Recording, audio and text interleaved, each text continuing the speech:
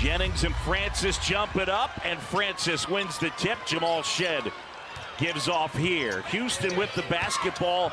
With a win in this tournament, there is a chance that they could be the 1 overall seed. In fact, they would likely be the number 1 overall seed if they win the Big 12 championship. Here's Emmanuel Sharp, gets inside. Shot won't go.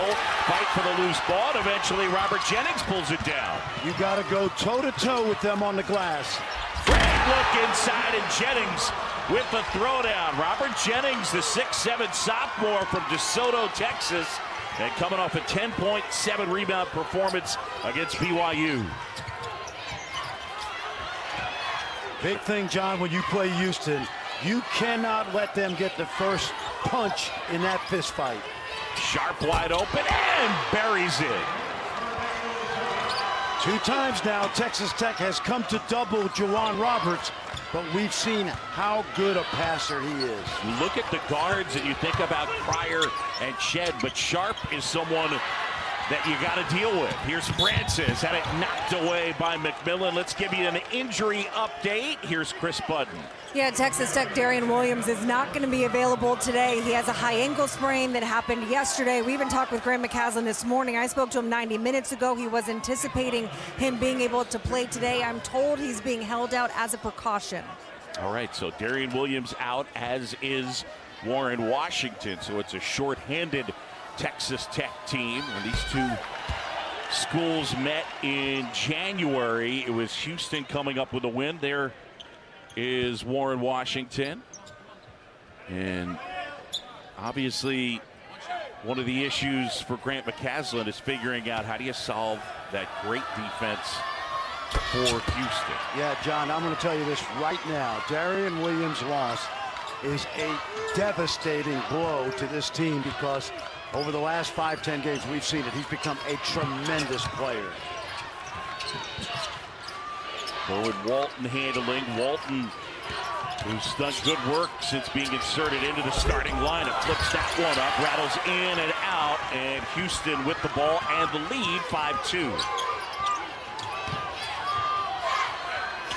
Toss inside, Francis had it knocked away, and he draws the foul. Kelvin Sampson, head man at Houston, and the guy in his 10th year, and what a job he has done. Oh, he's rebuilt this program, his storied program, to new heights. It's the start of the 17th season. Only Gonzaga with more wins. There's Francis, got great deep position, and he puts it home. Francis, who stands 6'8", but he's got that long wingspan there without JoJo Tugler, who's done for the year following foot surgery. Isaacs, pull up, that's a 2. Roberts, and eventually in the hands of Shed.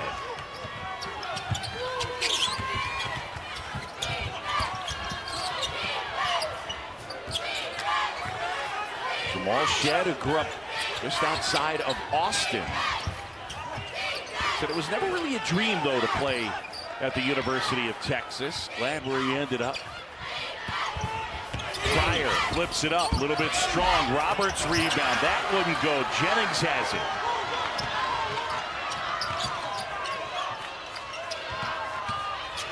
Isaacs puts it on the floor, high off the glass. Rebound Francis, and then the loose ball. And Jamal Shed was... Boy, a couple guys are down. Yeah, he was pointing at his injured teammate down there. Well, Pop Isaacs was down on the floor, John, and I thought he was hurt. He's up. Yeah, so that's got to be Juwan Roberts. Got his hand on his right leg. Hasn't really moved. Roberts, a crucial player for Houston. Redshirt senior from St. Thomas of the U.S. Virgin Islands.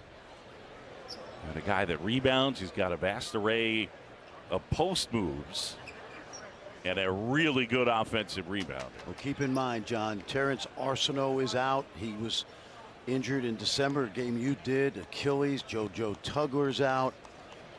Ramon Walker is out. They might get him back.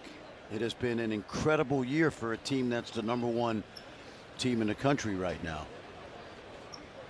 So as they continue to work on Roberts, Thursday against TCU, he had 8 points and 10 rebounds in 35 minutes. You mentioned those injuries. Houston, the #1 team in the country, they're not especially deep.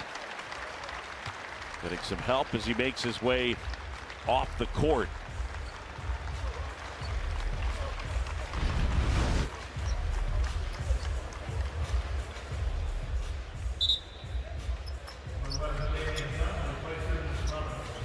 He just got tangled up with Pop underneath as he landed. Well, keep in mind, John, this guy's as tough as they come. 2 weeks ago, he got 7 stitches in a game at Oklahoma. Missed a few minutes of action, was back on the court, and that right hand has been bandaged ever since. Yeah, you can see the black tape on that right hand across the thumb area as they continue to work on him. Damian Dunn has checked in. So Houston going a little smaller. Pryor gives off. Dunn, the Temple transfer, and that one rattles out.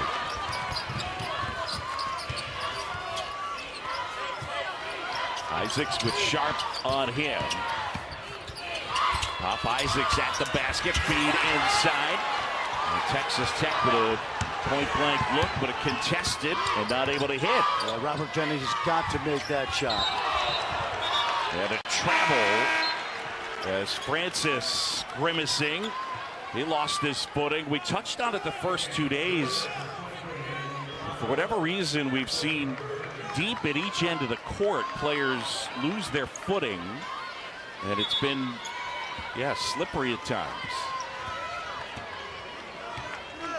Well, there's a little pall in the air right now because of the injury to Roberts and, of course, Darian Williams being out. This is Toussaint. Steps back, and he'll shoot 3 free throws. They get the foul on Sharp.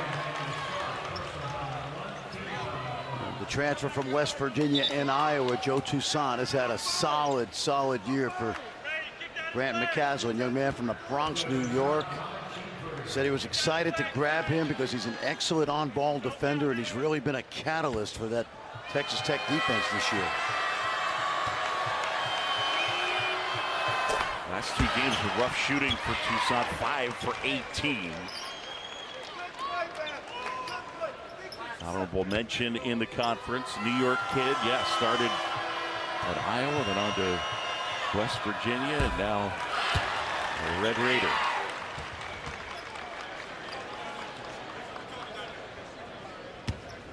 Houston with the early lead. Game 1 of 2. First semifinal. It's the 1 seed Houston. They are the #1 team in the country, taking on the 4 seed Texas Tech. Still to come, it'll be Iowa State and Baylor. And there goes Roberts under his own power, but limping as he heads back to the locker room. Shed will try a 3. That's short. And flying in to grab it is Kerwin Walton. Right now, both teams are going to play small and quick. That's a tough shot by Pop.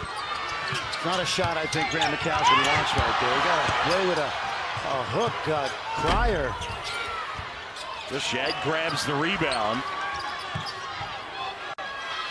Pryor, I think may have gotten away with a foul. There's Sharp off the mark. Dunn, offensive rebound, and puts it home.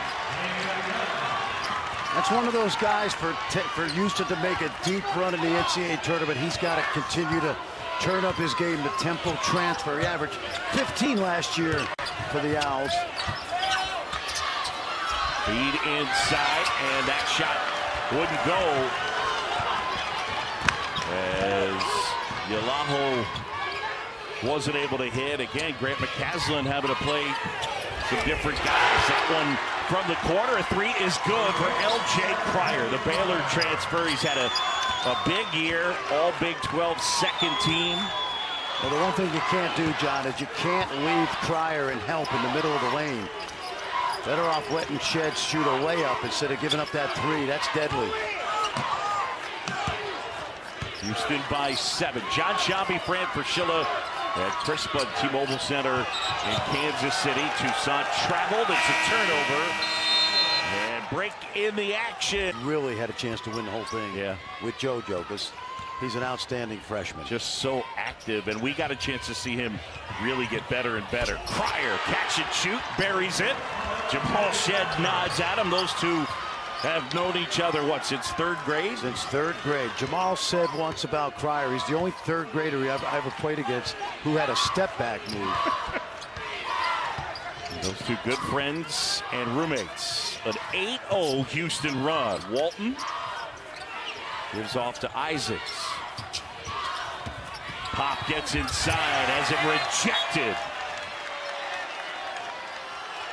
There's a nice little set play, John. Watch this flare screen and the pass over the top of the flare. Perfect, great. That's on time, on target. And one NBA scout told me today, one of the things he loves about Jamal Shed is when he passes the ball, it's always right into his teammate's shooting pocket. Perfect example right there. Isaacs having to force one up, shot clock winding down, and then the foul on Cedric Lott. And John, let's talk about this young man, Cedric Lott. They had no intention of playing him this year. He's in his 3rd semester. I asked Kelvin about a month ago, what's the story with the big fella? He said, we feel like he's a 5-semester guy, meaning like the end of next season, his sophomore year, he'd be playing. He's been thrust into this team's rotation, and he doesn't really know what he's doing yet. And that's not a bad thing. Yep. We get the foul on Damian Dunn. No, I mean, look, we get a chance to watch Kelvin Sampson at shoot-arounds of practice enough, and if the kid is coachable and Lott is, then with the willingness, there will be growth. Yeah, no question. Just like Javier Francis, we've seen that. McMillan spinning. Chance McMillan kicks out. Toussaint. And a fight for the rebound. And they'll go to the possession arrow. It'll stay with Texas Tech. 13:30 to go here in the first half. Semifinal number 1, the 1 seed and number 1 overall team of the country, the Houston Cougars, leading Texas Tech 15-5. When you play Houston, John, one of the things you want to do is, if you've got a good shot, take it before they turn you over. The problem I've seen so far with Texas Tech is they're taking tough shots. Contested shots, not the formula that Grant McCaslin needs right now.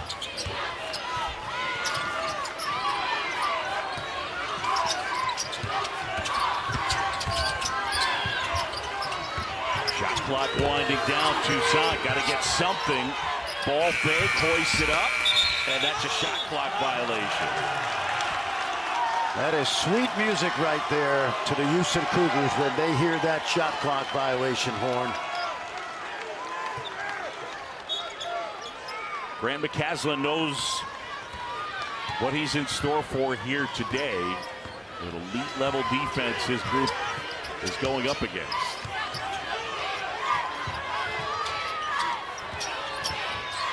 Shed kicks it across to Cryer. Can't hit Toussaint.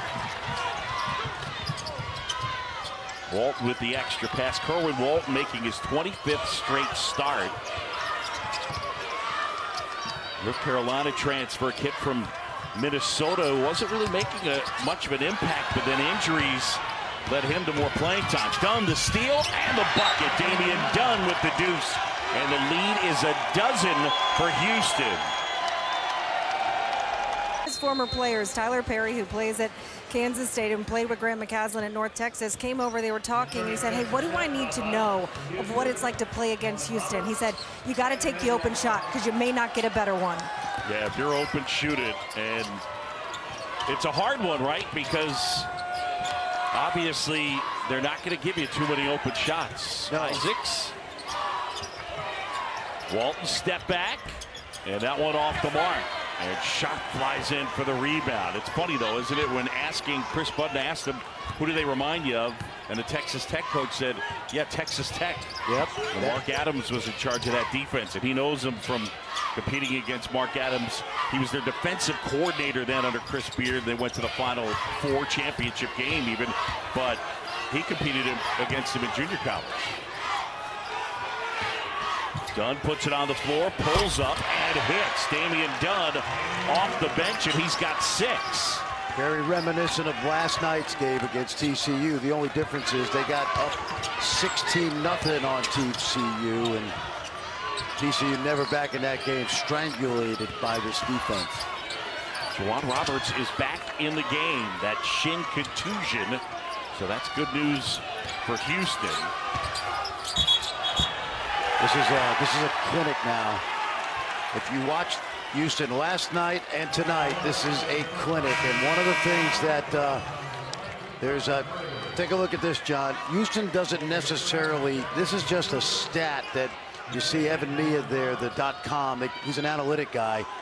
They lead the country in 10-0 runs, 33. It's more than one a game, and we've seen it throughout the season, you and I, and mainly it's because their defense is so good. They're so hard to score on. Yeah, right now they're on a 14-0 run, and consider for just a moment that they're up by 16, and Jamal Shead hasn't scored yet. Yeah, he doesn't care a thing anyway.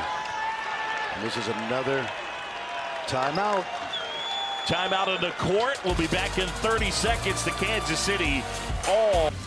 He did not fit into the Houston culture when he first got there, and Kelvin had to browbeat him, and this kid is a whole different looking player than the one we saw even 2 months ago. Look at him. They are relentless.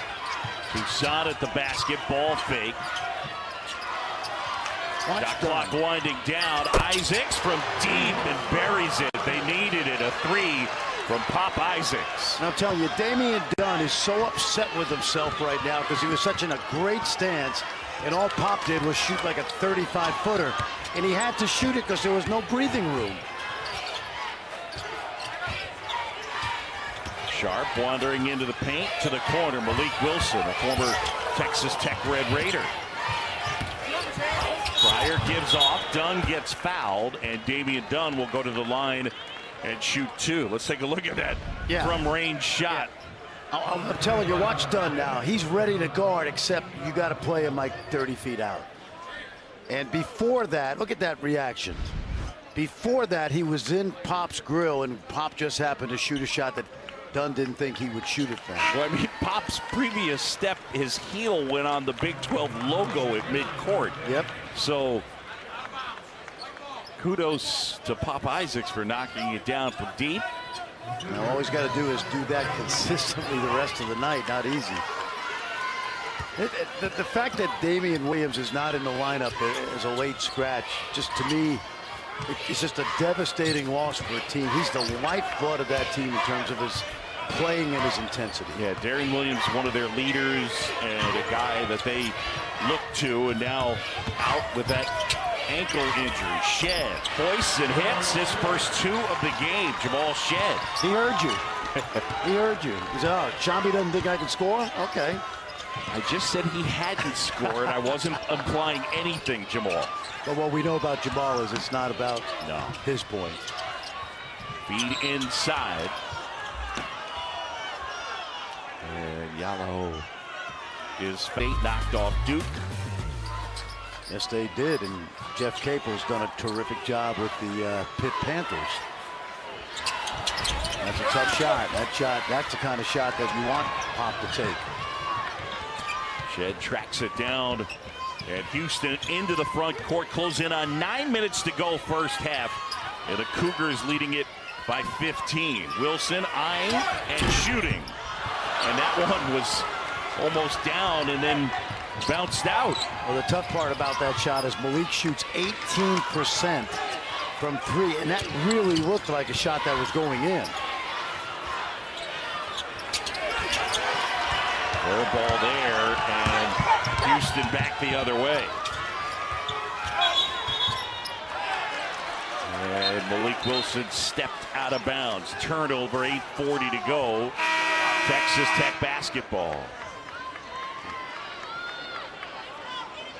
Grant McCasland, first year as head coach at Texas Tech.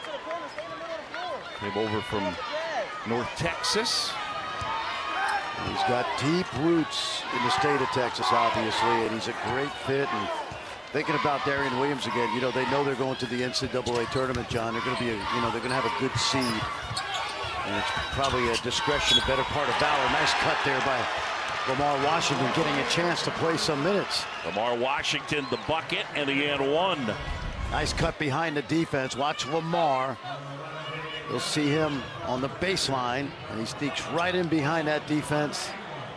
Good finish, young man from Portland, Oregon. He's a good football player. Good linebacker, not able to hit. Chance McMillan skies for the rebound and puts it in. Might be their best athlete, Chance McMillan, as he grabbed that offensive rebound, puts it home, and the lead for Houston down to 11. McMillan had 17 in the win against BYU. Shed will try. Oh, Malik Wilson swooping in for the offensive rebound and the throwdown. Well, he made up for the turnover on the sideline because Kelvin Sampson was beside himself, but Malik's become a very reliable sixth man.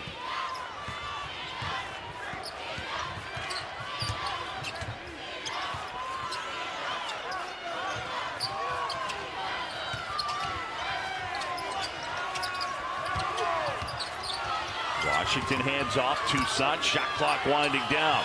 Toussaint from the elbow. Shot clock violation. And there's that defense again. Under 8 timeout here. Against Purdue in the NCAA tournament during COVID, that really put Grant McCasland on the map. The upset of number 4 seed, Purdue Boilermakers. Shed lob to Francis, spinning around, and then that shot missed everything. It's been an incredible coaching career for Grant McCasland, but you think about what could have been if he didn't go to Lubbock and follow a girl there that ended up being his wife. The other option was starting a laundry service with Chip Gaines. Yeah, the Chip Gaines of Magnolia. Well, that might have worked out pretty good too. So he might be a win and a win. Yeah, he'd be sitting behind us in the Gucci seats. Yes, that's right.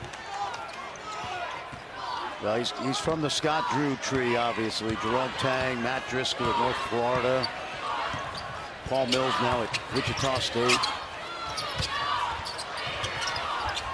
Bob Isaacs had it knocked away earlier in the year when we were in Lubbock. Chris Budden told the story of how Grant McCasland and his wife Cece connected. Pretty great romantic story. One of the things, even today in his office, Grant McCasland has a framed jersey that his wife wore as a soccer player in college, which is pretty special.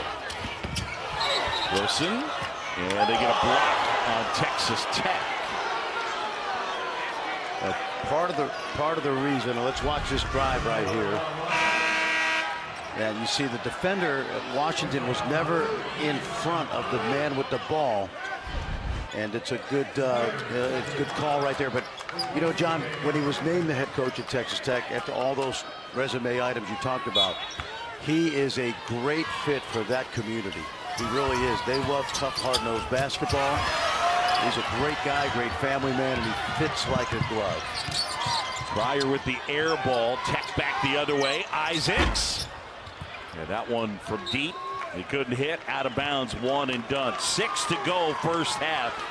And the Red Raiders on the short end as Houston leads 25-12.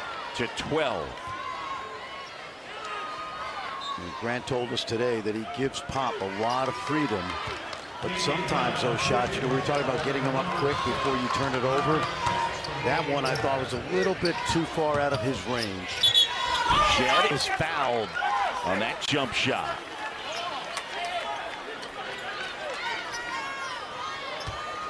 You know, John, we've done a lot of Houston games this year, and I've learned a lot of basketball from watching Kelvin's teams practice. The thing that surprised me is I went back and looked at the preseason All-Big 12 team, and there was no Jamal Shed on there. He was an honorable mention selection. And the coolest thing about his season is that until about late January, it's when I started thinking, like, this guy's actually might be the player of the year in the league. And I thought if Kansas had stayed healthy, it would have been a run between Dickinson, McCullough, and Shed. But as it was clear that Houston was going to win the league, this guy became almost, automatic by mid-February. Well, what a season they put together, as you mentioned, a coach on the court. I mean, to the point we asked him about this, that they had it happen one time where Coach Sampson drew up the wrong play in the huddle.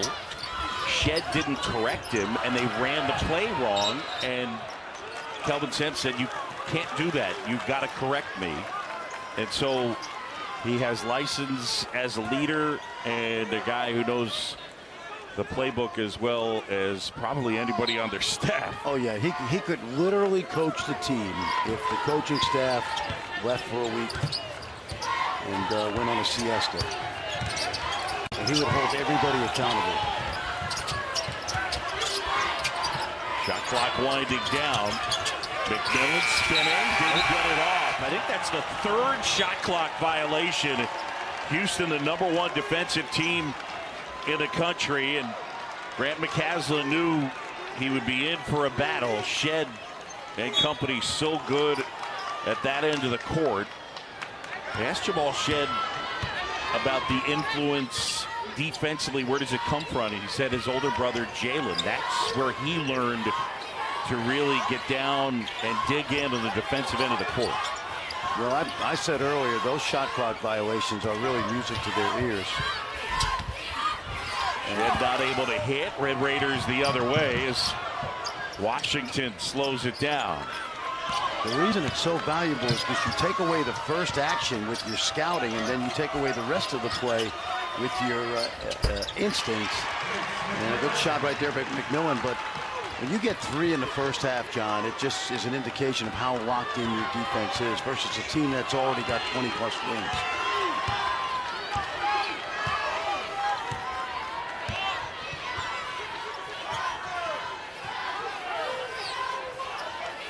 For Kelvin Sampson, the emphasis is always on execution, and Shed, to the point of correcting, he said he doesn't care who's right as long as someone on our side is right. Foul, that'll go the other way. It'll be on Cedric Lott, his second.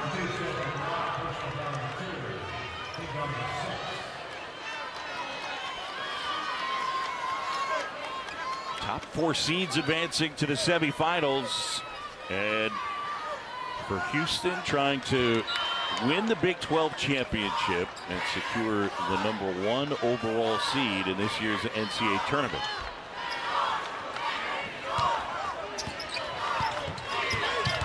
Cougars have held Texas Tech to 23% from the floor. That one stripped away from Yalaho.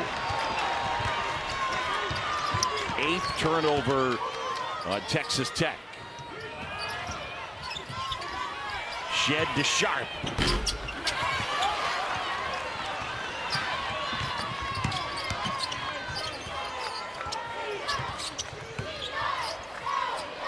McMillan buries that one. And a lead down to 10 for Houston. Chance McMillan with 7. And he caught Jamal Shed napping, because as soon as he caught it, he raised up before Shed could contest it, and Shed was disgusted with himself. Good looking shot.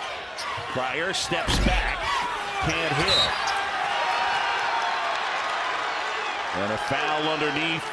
The quality depth that's been lacking because of the injuries. Emily Yalaho at the line, 4 for 16 from the stripe, and he buries the first. Looks pretty good, John. Young man that they were going to redshirt this year from Finland, high school in Cleveland. Good looking player. They've had to throw him into the lineup, and he's had some good moments. And that bench is celebrating like he just won the lottery. 7-0 Texas Tech run. By the way, Damian Dunn back on the court. He's wearing number 6 instead of 11. Obviously some blood on his shirt. McMillan in transition buries a 3, and all of a sudden it's a 5-point game.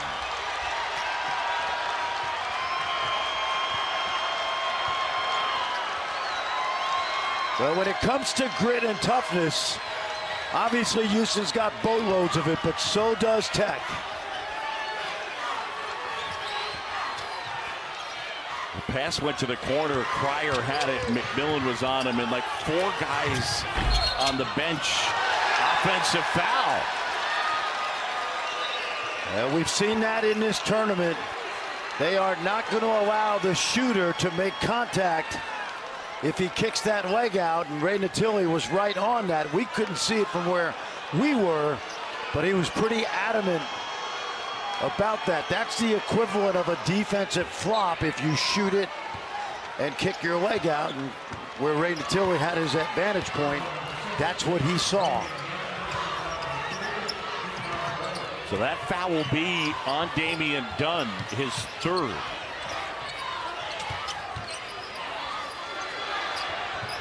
Yalaho, wow! Buries a 3, and all of a sudden, Texas Tech within 2. Grant McCasland without Warren Washington, without Darian Williams, and minutes in this one to Emily Yalaho, Lamar Washington. Shot wouldn't go. There's Washington flying in for the board. Texas Tech could take the lead with a 3.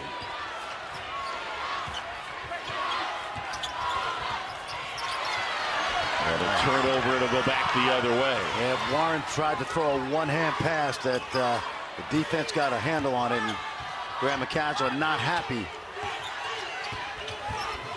Sharp leaves his feet, gives off Shed. Dunn inside the 3-point arc, gives it 2, and it'll go. And he certainly helped the cause, Damian Dunn, with 8 points. Under 90 seconds to go, the Red Raiders have turned this back into a game.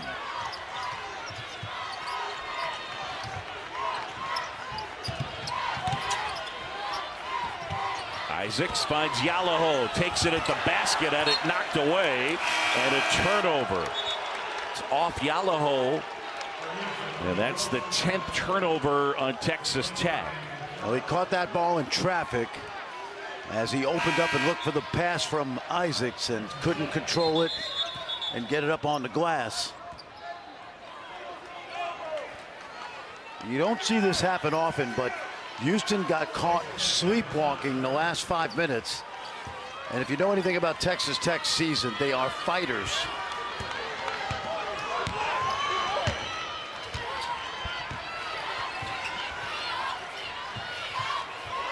Shed trying to feed Dunn, working on Walton. Dunn has it ripped away, and they get a foul on Dunn, and that'll be number 3. Well, I said early, John, when you play Houston, you have to deal with the bully on the block. And right now, take a look. Steal and foul, and they're going to foul a really good shooter. And when you play Houston, you can't lose the game because you're fearful of going at them. That uniform that says Houston will intimidate many teams, but not this Texas Tech team. They're in a street fight right now. Walton at the line. And knocks it down. Kerwin Walton, who mentioned his 25th straight start, really got his playing time increased as Dunn will sit with 3 fouls, but Walton got a chance to play when Devin Cambridge suffered a season-ending knee injury December 6th. You know, to your point, John, he was averaging less than 2 points a game until the injury. In the last 25 games, he's averaging about 10.5.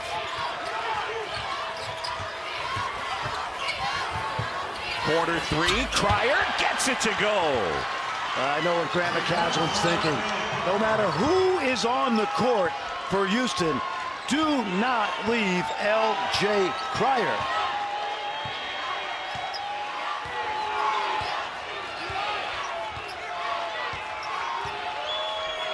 Isaacs directing traffic. Houston by 5. McMillan. Been a good first half. Chance McMillan with 10. Yalaho off the glass and in.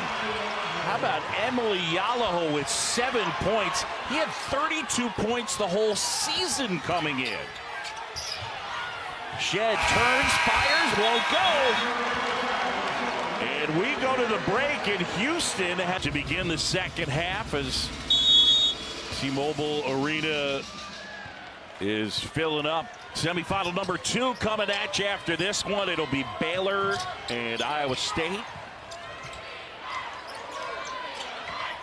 Sharp fires and hits Emmanuel Sharp from straight on from 3. You just cannot leave him. That time, Pop Isaacs was looking into the lane.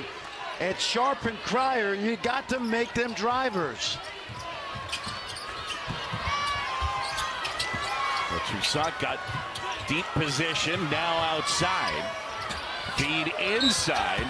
And Jennings able to draw the foul. Good ball movement there. Houston leading it by 6. That foul on Francis. Yeah, they were down 15 at the half to a really good BYU team at home and battled back. And one thing Grant McCaslin has done with this program, you know, they had it under Beard, they had it under Adams, but that grit and toughness is certainly evident this past season in his first season. Good to see Roberts out here. John, he is limping. I'm just telling you, he's limping right now. Yeah, definitely not at 100%. Toussaint takes it away as Shed turns it over. Isaac spinning, being harassed, and now Toussaint pulls up, hits and one. You know, you look at Houston right now, their body language on the court is one of bewilderment. Take a look right here. Toussaint, Joe pulls up, knocks it down. Shed gets a little bit of the body.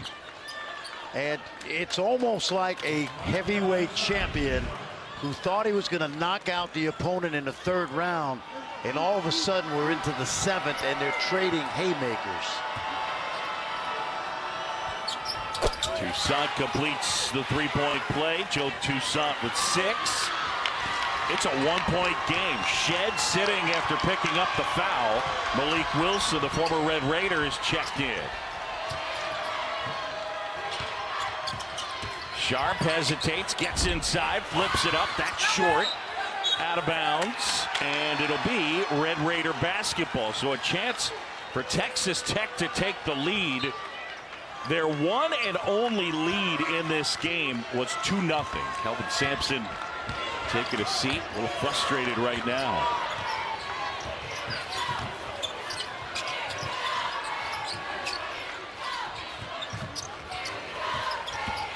Toussaint puts it on the floor, feeds Jennings. And that pass a little too high for Walton. Out of bounds, and it'll be Houston basketball. John, I'm watching Roberts, and I think there's got to be a point. Now, listen, Kelvin Sampson's a Hall of Famer. He's got a million more wins than I do. But at some point, he's got to wonder whether it's better to rest this guy the rest of this game. He certainly knows his team way better than me. But Jawan looks like he's at like 60% out there. And again, we were told a shin contusion. Shot clock under 10. Roberts backing down, spinning, left hand, and that rolls in. It almost reminds me, I'm old enough to remember Willis Reed. Sure. And you watch those highlights against the Lakers. And what I love about that guy, man, you're going to have to, I'm sure he wants to be out there, and he does want to be out there, but man, is he tough. Isaacs puts it on the floor at the basket, and one. Pop. And a chance to tie it up. That's a drive with force right now. And when you play a team with the toughness of Houston, you got to go right up their nose. Perfectly done. Watch this, right through Sharp, and that's exactly how you have to play. When I say bully on the block, I obviously mean that figuratively, because they are arguably one of the toughest teams in the country. And Pop Isaacs completes the 3-point play. And we got ourselves a ball game, 37 apiece, just getting going second half. John Shambi, Fran Fraschilla, Chris Budden. Yeah, Roberts is hurting. Saw that leg almost buckled on him there. Sharp will fire. And a hit. Emmanuel Sharp. I'm telling you, that's the third time that Pop Isaacs has given up a three. Wilson can't shoot it. You leave him open. You don't leave Sharp open.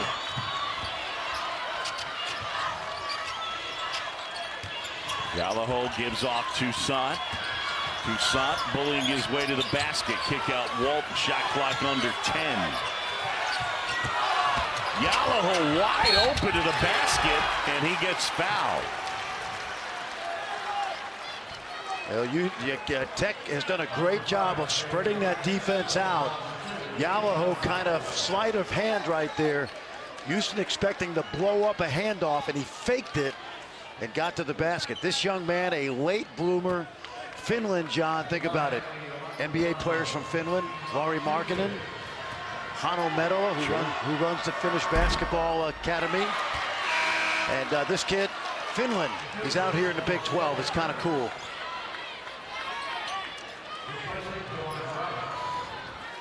Juwan Roberts is going to grab a seat.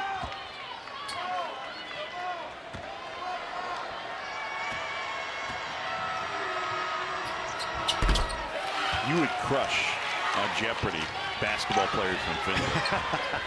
Miro Little. There you go. Okay. There's another. Come on, man. I can put a team together. I know.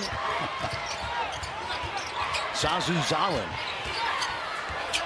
Wilson jumper, got it. As he books the two, Houston leading it by 4. And Malik Wilson with that many.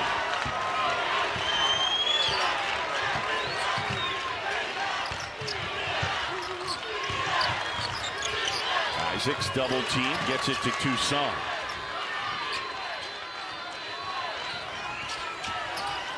McMillan to Gallagher. Feed inside. Toussaint. Good job to slap it out to Isaacs. That feed inside wouldn't fall. Francis the rebound.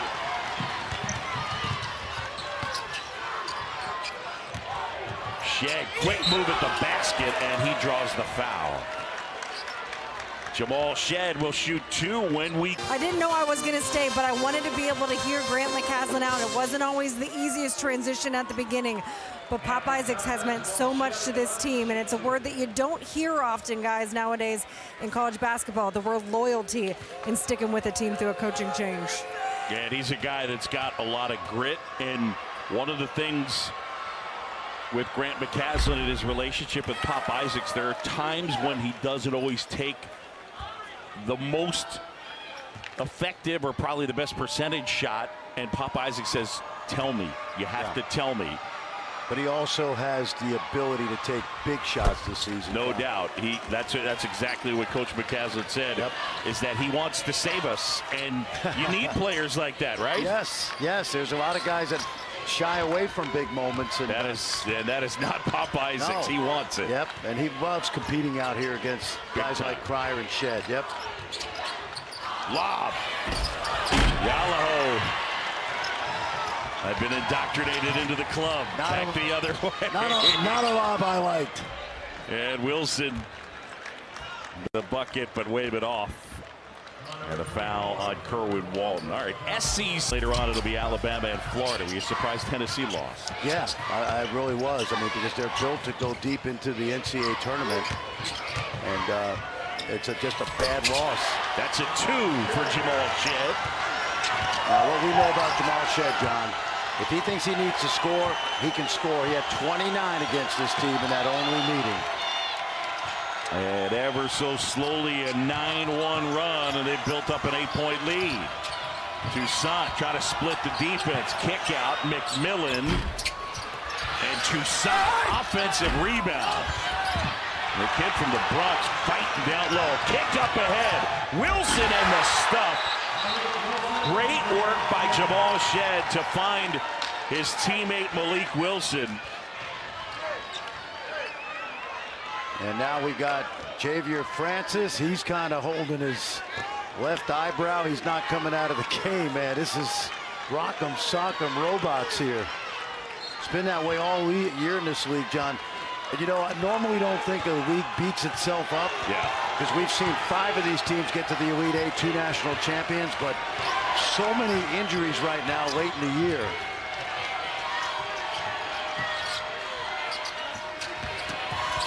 McMillan swings it. Isaacs, little floater. That shot deflected. Yalaho was stepping on the baseline, out of bounds.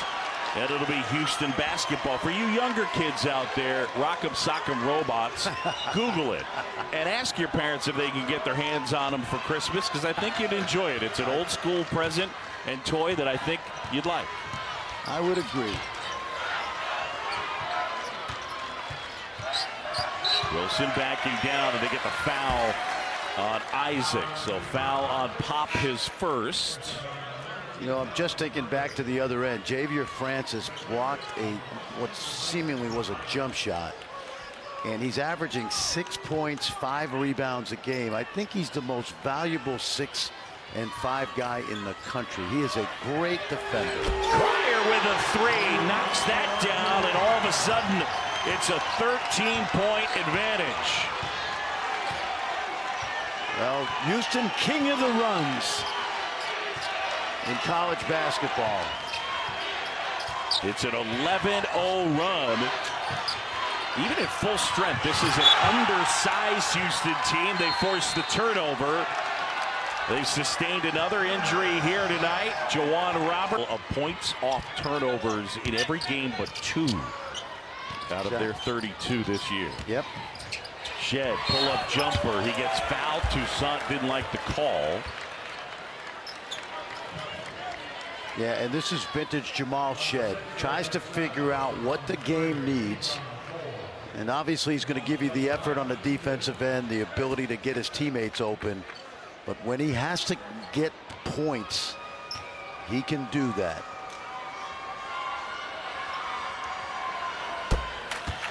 Knocks down the free throw. Shed.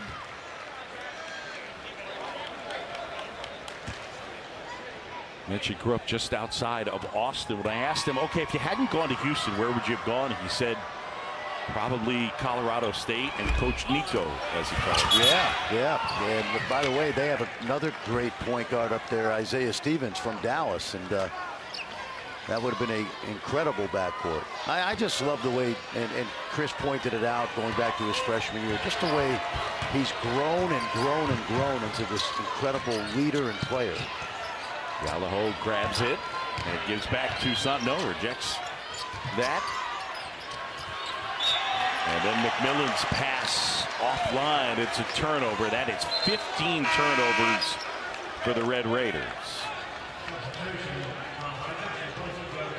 I'm going to guess that we won't see Juwan Roberts the rest of the night. I just don't think they need him. And they're playing for so much bigger next week.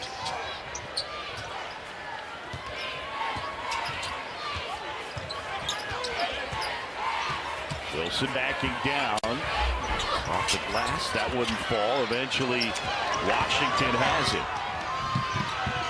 Beat up ahead. Yalaho. Walton tries to save it. Francis will track it down. Francis at the basket, gets it to go. Pretty nice play by the big guy at 6'8". John, they do that layup every single day. And Kelvin Sampson tells his team, don't get bored if you're getting better. This is not JV high school here. That will help you. And you just saw the young man who's improved so much over 4 seasons, 3 of them playing and 1 as a redshirt.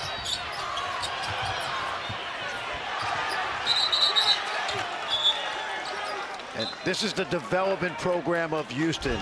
When this kid came as a freshman, there were about 5 guys better than him up front. Watch this. I mean, that's just beautiful, John. We watched him at the end of practice today. I think they call it the Daily Dozen or the Dirty Dozen. And they work on different kinds of layups. And when he got here, it was the late Reggie Chaney, who we should talk about because he was such a big part of this team. But, you know, Fabian White and Grisham and all those kids that he learned from to become the player he is now. He's one of the most important players on the best team in the country.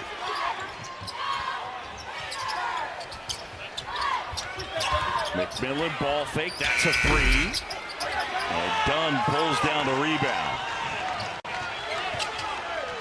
Damian Dunn normally wears number 11, wearing number 6. His jersey either got ripped or had blood on it. Yeah, so they switched it out from 11 to 6 and no name on the back. We got 5 guards out there right now. Sharp underneath, off the glass, wouldn't fall.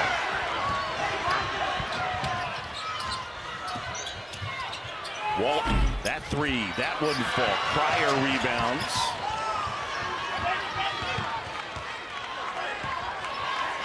I'm sure they've done this year, but because of all the injuries, right now you're looking at a team with 5 guards out there. Pretty good team. Pryor, and he knocks it down, and it is all Houston. A 19-point advantage. Wow. LJ Cry. Seen 9 games in person, no, actually 11 now, about 15 practices. I just love listening to him coach basketball. I don't learn basketball from him, I learn how to coach basketball when you listen to him. Toussaint, good feed inside. Washington couldn't hit. And eventually Kerwin Walton has it. Walton will try and hit. And Kelvin said it. They've got that 3 in the back pocket. And they're going to need a few more of those. He's yelled at his team to rebound. Kerwin Walton, an elite level 3-point shooters. He knocks it down at about a 47% clip. John, I honestly haven't seen one bad practice this year. Like, there's not one time I went to a Houston practice and I said, wow, they're not into it today. And the best line I've heard all year, and I've heard him say this at clinics, there's 3 guys that can never have a bad practice: the coach, the best player, and the point guard. And in this case, Shed's got 2 of the 3 covered. Kelvin's got the 3rd part covered. It's incredible how much they respond to his coaching. Pryor flips it up, and he got the foul on Chance McMillan. You know, earlier this season, I asked Kelvin Sampson what kind of guy they recruit. He goes, we don't recruit, we evaluate. When I go into a gym, it's not just, can this guy shoot, can he do this? I want to know what your attitude is going to be like when I ask you to come to the gym at 6 a.m. in the morning.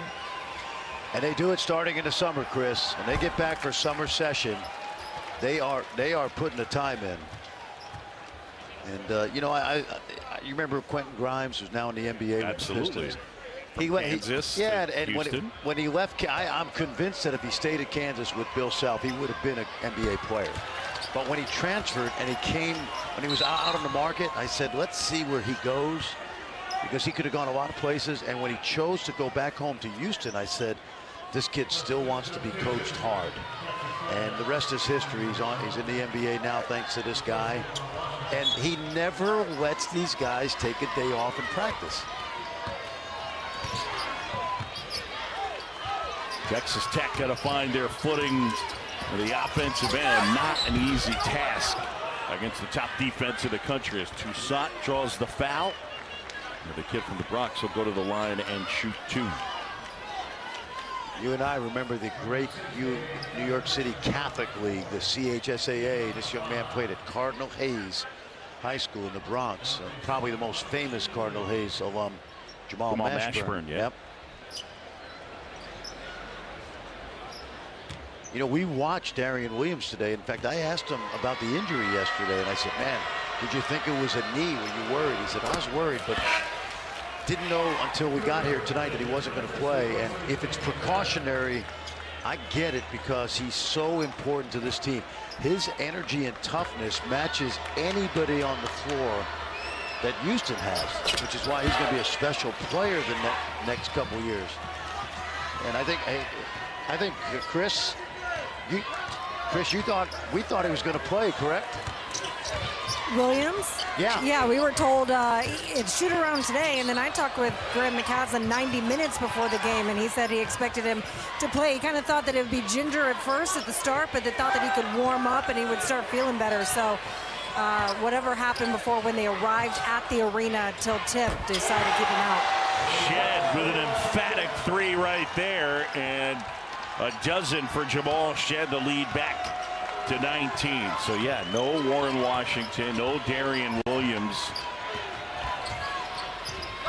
Tech fighting back from an early 16-point deficit, eventually able to tie it, but now it is all Houston, under 10 to go.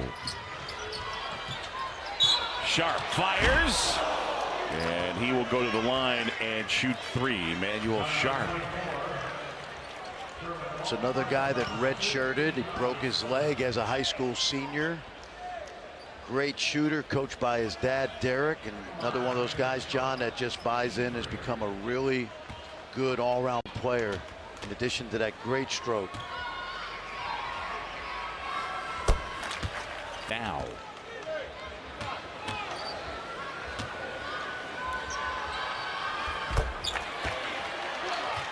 Biggest lead of the game for Houston, up by 22, trying to punch their ticket for the championship tomorrow, where they will await the winner of Baylor and Iowa State. And that's a travel, yeah.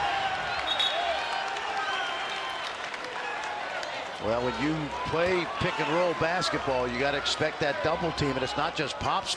It's not his fault at all, because you need 3 outlets versus that trap, and Pop couldn't find anybody of his teammates to come rescue him.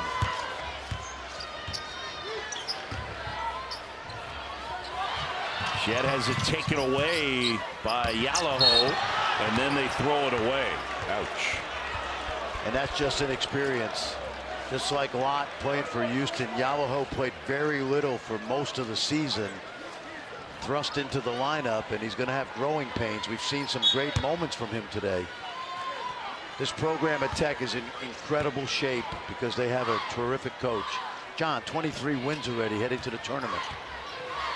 18 turnovers for Tech in this one, that matches a season high, but they will be into the big dance. Shot clock winding down. Cryer's got a fire, and eventually tipped out, and Sharp will set it back up. Now Shed.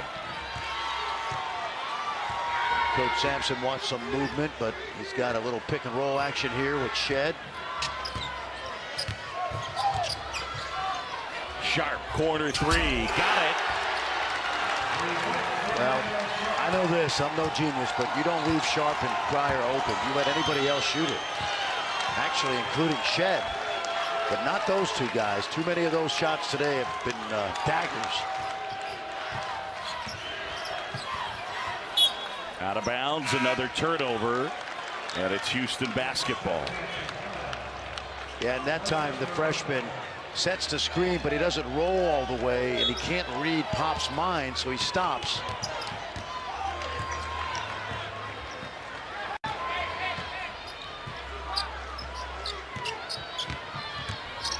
Shed inside, finds Francis for the throwdown.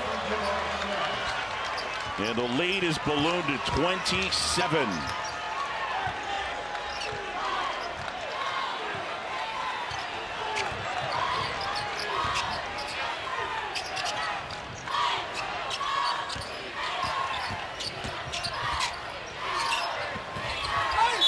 Inside, and Toussaint draws the foul. All Houston here in Kansas. This Tech, tight one at the break, 3-point game, and it's ballooned to a 27-point Houston advantage. You want to have a little deja vu?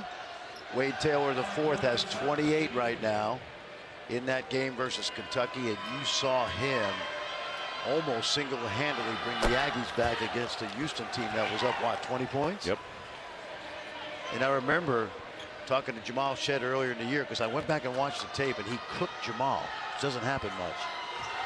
And he said, yeah, he got me. And right now, looks like A&M in control over the Kentucky Wildcats.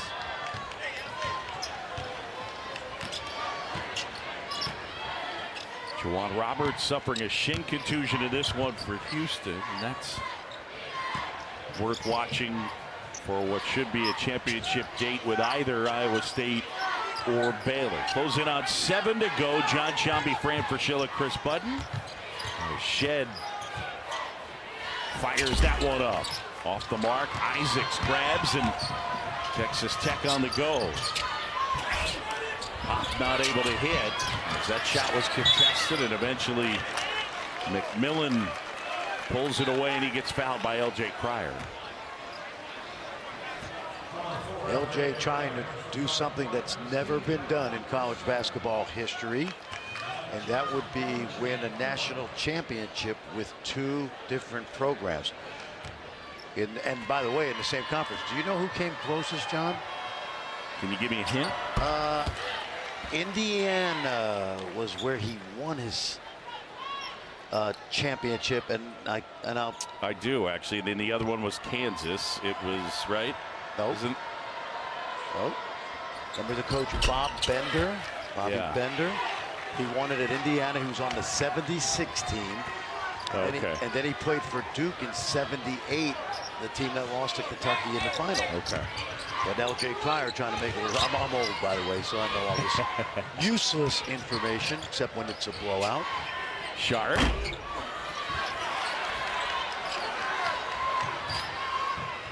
Francis kicks out Shed. They'll set it back up.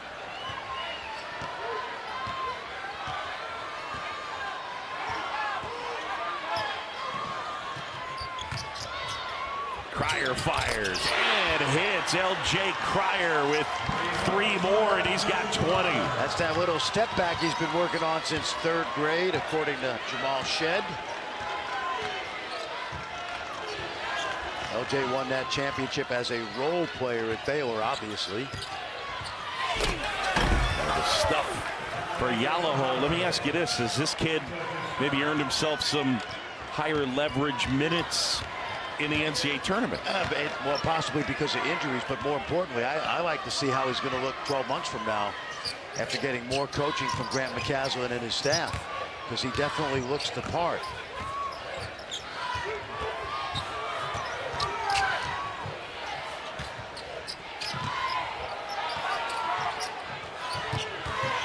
Sharp step back, fires. Look at Francis. Wow. Long arms and pulls down that rebound. And he's not trying to do anything with it except kick it out. And he knows his role. Pulls in on 5 to go. And the lob for Francis, and he throws it down.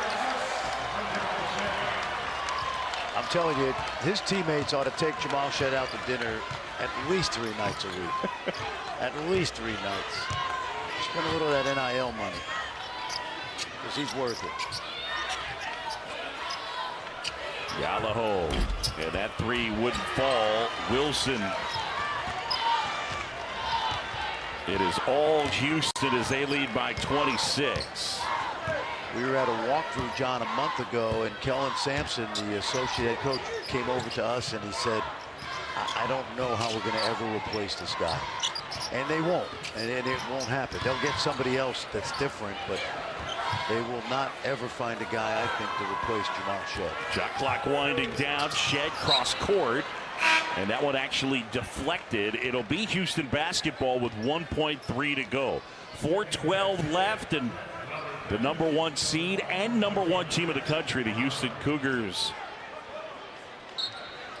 going to be headed to the championship. They'll await the winner of Iowa State and Baylor. And more than likely, if Houston wins the Big 12 championship, they will be the #1 overall seed in this year's NCAA tournament.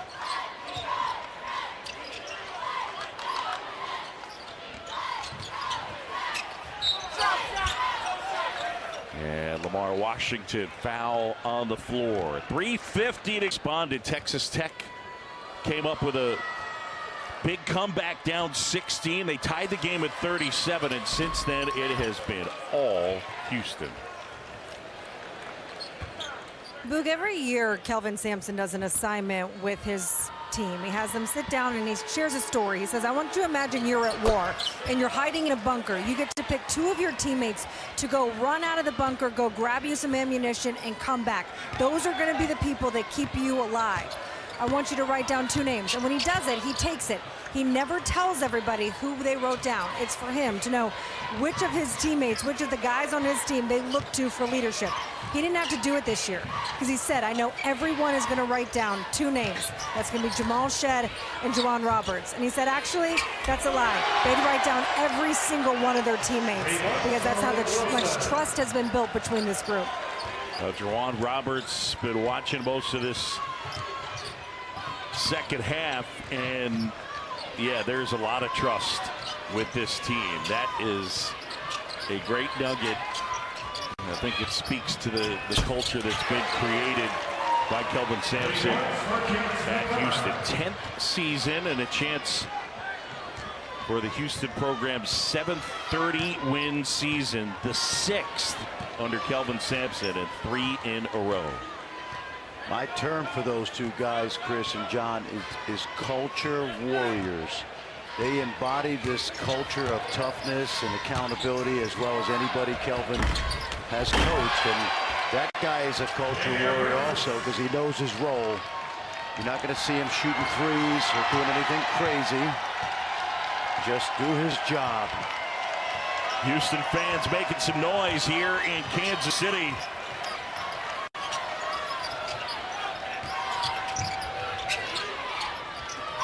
Good look inside. Jennings is fouled. Well, on Eastern. John, they'll be in the South Regional, likely going to Memphis first. And then they will be in the regional final if they advance to the second weekend in Dallas. So a couple of easy trips. As you see, Kelvin Sampson going to the bench, and a good effort today by Shed, Cryer, Francis. Ryan Elvin has checked in for Houston, a fan favorite. Boy, he was balling on senior day. He got 7 quick points. Timeout, Houston. 2:06 to go. It's a 24-point Cougar advantage. Holy cow. Ducks in a row. How about if we shoot ducks in a row? That's the way better? the cookie bounces, right? Okay. Come on.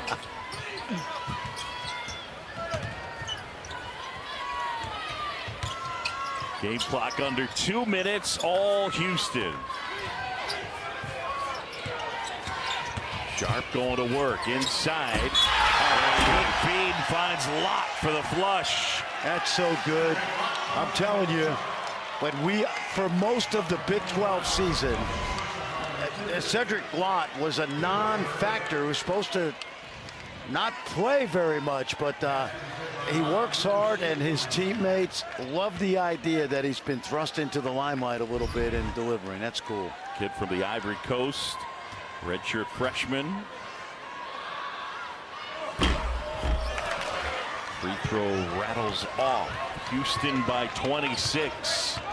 And again, it'll be Baylor and Iowa State coming up. Little 2-3 zone now by Houston just to change it up a little bit. Washington not able to hit. Sharp pulls down the rebound.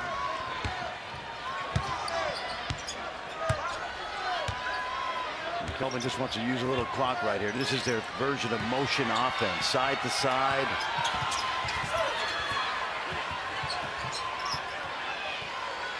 Elvin had his shot blocked.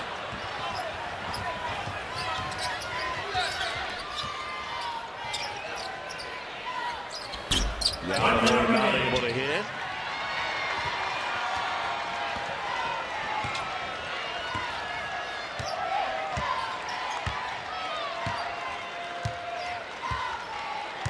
Emmanuel Sharp with 17 points here. 4 rebounds, couple of assists. As Dunn eyes it up. Shot clock winding down. Dunn pulls up.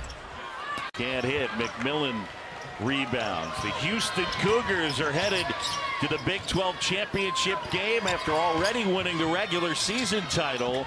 And they will await the winner of our second semifinal between Baylor and Iowa State. And you know The folks from Ames will be loud and in full effect as they call it Hilton South here in Kansas City.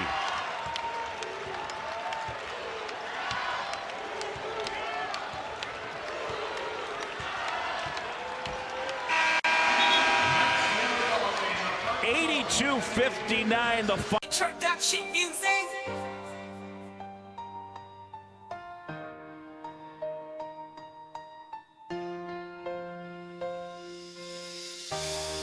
Yeah, let's talk about success, but hold on tight, cause it ain't always sunshine, it ain't all bright. There's a price to pay for reaching the top. It's a journey of sacrifice, it's a road that don't stop. From the early mornings to the late night grind, every moment counts, every step of the climb. In the pursuit of dreams, we push through the pain, but sometimes the cost is more than we gain. The price of success, it ain't always clear.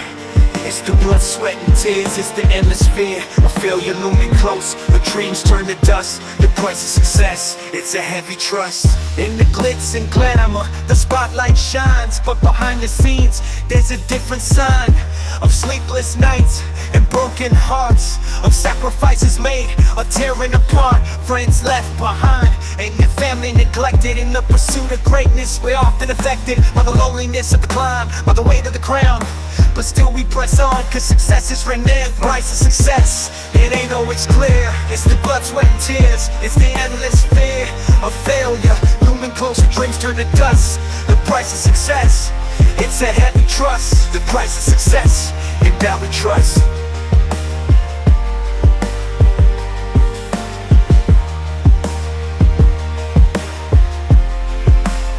So as we chase our dreams and reach for the stars, let's not forget who we are and what's truly ours. For success is a journey, but so is the cost. And in the end, it's not what we gain, but what we've lost. The price of success, it's a bitter pill, but for those who dare to chase it, they always will. For in the pursuit of greatness, we find our worth, but let's never forget the price of our birth. Introduction music, who we are, who we are, who we are, and what's truly ours. For success is a journey, but so is the cost. And in the end, it's not what we gain, but what we lost. The price of success, it's a bitter pill, but for those who dare to chase it, they always will. For in the pursuit of greatness, we find our worth, but let's never forget the price of our birth.